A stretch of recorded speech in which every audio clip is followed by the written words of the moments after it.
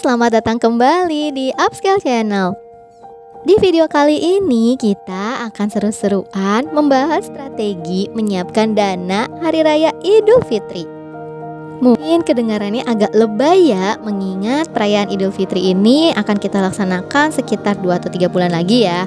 Tapi coba deh kamu inget-inget, berapa biaya yang kamu keluarkan untuk merayakan Idul Fitri di setiap tahunnya? Sedikit atau banyak? Kayaknya jawabannya banyak ya. Nah, makanya sebaiknya dana Idul Fitri ini kita siapkan jauh-jauh hari supaya kita nggak boncos. Strategi menyiapkan uang untuk perayaan Hari Raya Idul Fitri itu hal yang penting banget supaya kita dapat merayakannya dengan hati tenang dan nggak perlu khawatir lagi soal kondisi keuangan kita. Sebelum kita masuk ke apa aja strateginya, boleh banget ya subscribe dulu channel ini, kemudian kasih like dan nyalakan lonceng notifikasinya. Langsung aja ke strategi yang pertama nih, yaitu buat anggaran. Langkah pertama yang harus kita lakukan yaitu membuat anggaran untuk perayaan Hari Raya Idul Fitri. Kita harus menentukan nih berapa banyak sih uang yang dibutuhkan untuk membeli kayak baju baru, memberi hadiah untuk keluarga dan teman, terus membeli kue dan segala macamnya. Dengan membuat anggaran yang terperinci ini, kita bakal tahu sebenarnya berapa banyak sih uang yang harus kita siapkan. Strategi 2, mulai menabung sekarang juga. Setelah kita menentukan berapa sih anggaran yang diperlukan, maka kita harus mulai menabung sejak saat ini. Sebaiknya kita juga mencari sumber penghasilan tambahan seperti menjual barang-barang yang udah nggak kepake, atau kita bisa bekerja lebih keras lagi. Dengan menabung sebanyak mungkin dari sekarang juga nih, kita bisa memiliki uang yang cukup bahkan mungkin berlebih untuk memenuhi kebutuhan kita akan Hari Raya Idul Fitri ini. Yang ketiga, hindari kebiasaan membelanjakan uang secara berlebihan. Dalam berbelanja, kita harus bisa memilih barang yang benar-benar kita perlukan banget. Hindari membeli barang yang sebenarnya nggak terlalu penting atau ya cuma sekedar keinginan kita aja.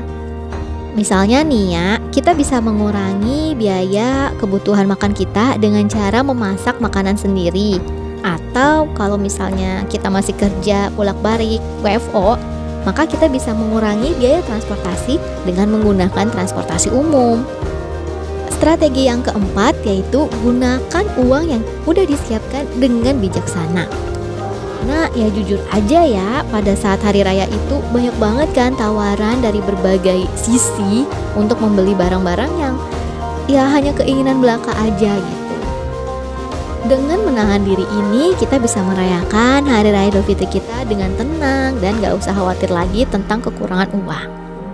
Strategi kelima nih, gunakan kartu kredit dengan bijaksana.